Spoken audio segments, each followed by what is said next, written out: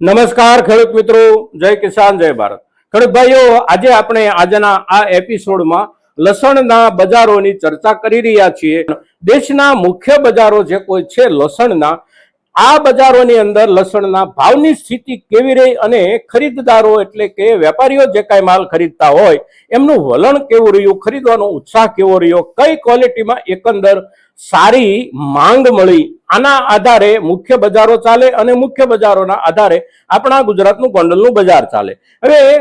ગઈકાલના દિવસે સોમવારના દિવસે જે કોઈ માર્કેટિંગ યાર્ડો ખુલ્યા મુખ્ય બજારોમાં, મધ્યપ્રદેશના માર્કેટિંગ યાર્ડો, રાજસ્થાનના માર્કેટિંગ યાર્ડો, તો આ બધા માર્કેટિંગ યાર્ડોમાં સારી ક્વોલિટીના ભાવોમાં, સારી એટલે કે સારામાં સારી ક્વોલિટીઓ જે વેચાતી હતી વિતેલા અઠવાડિયામાં એટલે કે રજાઓ પહેલા એ વેચાતી હતી પ્રતિ ક્વિન્ટલ લગભગ 13,500 સુધીની સીલિંગમાં, એટલે કે એનાથી ઉપર કોઈ માલ નહોતો વેચાતો। એની જગ્યાએ ગઈકાલે એ જ પ્રકારનો માલ 1,000 રૂપિયા વધી અને વેચાયો છે, એટલે કે લગભગ 15,000 રૂપિયા પ્રતિ ક્વિન્ટલ અને મણમાં જોઈએ તો 2900 રૂપિયાથી લઈ અને 3,000 રૂપિયા સુધી સારામાં સારી ક્વોલિટીનો માલ ગઈકાલે વેચાયો છે। હવે આપણે આ સિઝન દરમિયાન જ્યારથી લસણની ચર્ચા કરી રહ્યા છીએ ત્યારથી એક વાત કાયમ કહેતા આવ્યા છીએ કે લસણમાં સારી ક્વોલિટીના ભાવમાં ઘટાડો બનવાની સંભાવના ક્યારેય નથી, ધીમે ધીમે સુધારો આવતો રહેશે અને એ જ પ્રમાણે આ ક્વોલિટીમાં સુધારો આવતો રહ્યો છે।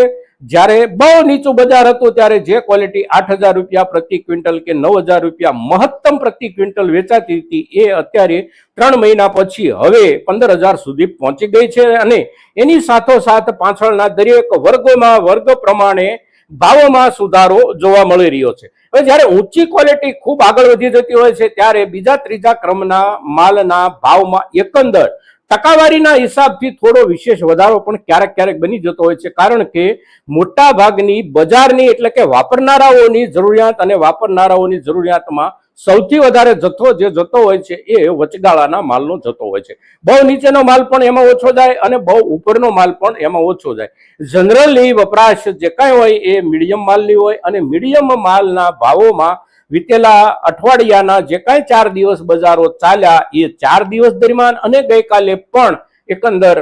સુધારાની આપણે આંકડાકીય વિગત જોઈએ તો અઠવાડિયા કે 10 દિવસ દરમિયાન એમાં લગભગ 7 થી 8 રૂપિયાનો સુધારો બજારમાં મુખ્ય બજારોમાં જોવા મળી રહ્યો છે। એટલે એને આપણે 20 કિલોના ભાવના હિસાબથી આપણે જોઈએ તો લગભગ 150 રૂપિયાથી લઈ અને 200 રૂપિયા સુધીનો મીડિયમ ગાળાના ભાવમાં પણ સુધારો બની રહ્યો છે। હવે આ પ્રમાણે બજારમાં અત્યારે લસણના ભાવમાં સુધારો છે। સુધારાની સાથે એકંદર આપણે જોઈએ તો અત્યારના સમયમાં હવે જે કાંઈ વાવેતર માટે બિયારણના લસણની જરૂર ઊભી થતી હોય છે એ મોટા પાયે હોય છે અને તેથી દેશી જાતો વાવનારા આપણા જે કોઈ ખેડૂતો છે એ સારી ક્વોલિટીનું જે કાંઈ લસણ સંગ્રહિત રૂપમાં જે ખેડૂતો પાસે હશે એમની પાસેથી ખરીદશે અને ખરીદી અને બિયારણ તરીકે એનો ઉપયોગ કરશે। એ શરૂઆત થઈ ગઈ છે બિયારણની ખરીદીની। સાથે સાથે બિયારણનો વેપાર કરતા જે વેપારીઓ છે આ વેપારીઓ પણ માર્કેટિંગ યાર્ડમાંથી બિયારણ લાયક ક્વોલિટી જે કાંઈ આવતી હોય એને ખરીદતા હોય છે અને બિયારણ લાયક ક્વોલિટી જ્યારે વેપારી ખરીદે ત્યારે બજારના ધોરણે નથી ખરીદતા, પણ બિયારણ માટેની ગ્રાહકી કેવી નીકળવાની સંભાવના છે એના જ આધારે ખરીદી કરતા હોય છે અને બિયારણના હિસાબથી, જાત અને વર્ગના હિસાબથી જે બહુ વ્યાજબી હોય એને ટચ કરીને એટલે કે એને સારી રીતે ચકાસી અને જાણકાર વેપારીઓ ખરીદતા હોય છે કે જેની ગેરંટી આપી શકે કે આ બિયારણ સારી રીતે ઉત્પાદન આપશે અને આ બિયારણ ઉત્પાદન આપ્યા પછી પણ બજારમાં સારા ભાવથી વેચાઈ શકે એ પ્રકારની ક્વોલિટી આપશે। આવી ખાતરી જે કોઈ વેપારીઓ બિયારણના ધંધામાં હોય એ બિયારણને જોઈ અને આપી શકતા હોય છે અને તેથી આવા વેપારીઓ જે માલ ખરીદતા હોય છે એ માલ બજારને થોડો સસ્તો દેખાતો હોય તો પણ બિયારણના અર્થમાં, બિયારણના રૂપમાં વેપારીઓ સારા ભાવથી પણ ખરીદતા હોય છે। એટલે આ એક અસર અત્યારના દિવસોમાં હવે ઊભી થઈ રહી છે। સાથે સાથે સારી ક્વોલિટીના માલની તંગી બજારમાં પહેલેથી જ બની રહેલી છે। જ્યારે નીચા ભાવ હતા ત્યારે સારી ક્વોલિટી એ પ્રમાણે ચાલતી હતી ને અત્યારે જ્યારે સુધારા તરફ બજાર ગયા પછી ધીમે ધીમે વધેલા ભાવોના લેવલના આધારે જોઈએ તો સારામાં સારી બેસ્ટ ક્વોલિટી હવે 13,000 રૂપિયાથી લઈ અને 15,000 રૂપિયા સુધી પહોંચી ચૂકી છે। હવે આની અસર આપણા ગોંડલના માર્કેટિંગ યાર્ડમાં કેવી થાય છે, કેટલી થાય છે એનો આધાર સંપૂર્ણપણે આપણા તરફથી જે માલ માર્કેટિંગ યાર્ડમાં જાય છે આ માલની સાફ સફાઈ આપણે કેટલી કરીએ છીએ અને સાઈઝ પ્રમાણે એનું વર્ગીકરણ કેટલું કરીએ છીએ, આ મુદ્દો લસણમાં બહુ અગત્યનો છે. લસણમાં આપણે એવું જોઈએ છીએ કે ક્યારેક ક્યારેક આપણા કેટલાક ખેડૂત ભાઈઓ 800 રૂપિયાના ભાવથી 20 કિલો લસણ જે વેચતા હોય છે એની અંદર 25% જેટલો માલ એવો પણ હોય છે કે જેના 2000 કે 2200 રૂપિયા સુધીનો ભાવ આવી શકે તેમ હોય, પણ આપણે એનું વર્ગીકરણ નથી કરતા, પરિણામે આપણો બધો જ માલ આ ભાવથી વેચાઈ જાય છે. તો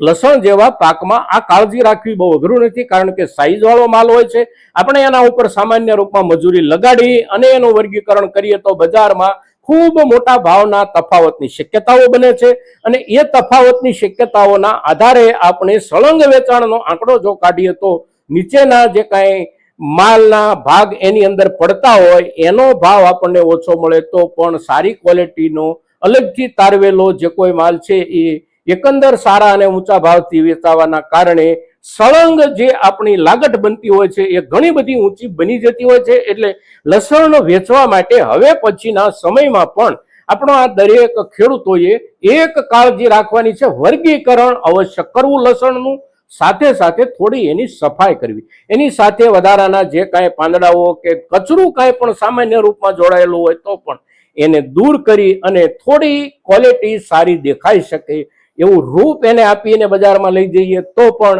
સારા ભાવ મળવાની સંભાવના છે. બજાર સુધારા પર છે અને સુધારા તરફ જ્યારે બજાર છે ત્યારે અત્યારના સમયે બિયારણની માંગના મોકાનો લાભ લઈ અને આપણે આપણી પાસેના સંગ્રહિત લસણમાંથી કેટલોક જથ્થો અવશ્ય વેચીએ અને આપણને એવું લાગે કે આગળના સમયમાં હજી પણ વિશેષ ભાવોની સુધારાની શક્યતા છે તો કેટલોક જથ્થો આપણે અવશ્ય સંગ્રહી રાખીએ, પરંતુ અત્યારના સમય પ્રમાણે બજારના સુધારાનો લાભ અવશ્ય લઈએ. મિત્રો, લસણના પાક પર આજના દિવસે બજાર સુધારો અને બજાર સ્થિતિ સાથે સાથે ખેડૂત તરીકે આપણે માલ લઈ જતી વખતે શું કાળજી રાખવી જરૂરી છે એના ઉપર જ્યારે ચર્ચા કરીએ છીએ ત્યારે આપણા મહત્તમ ખેડૂતો સુધી આ ચર્ચા પહોંચે ખૂબ જરૂરી છે અને આપના તરફથી એને માટેના સહયોગની અપેક્ષા સાથે જય કિસાન, જય ભારત.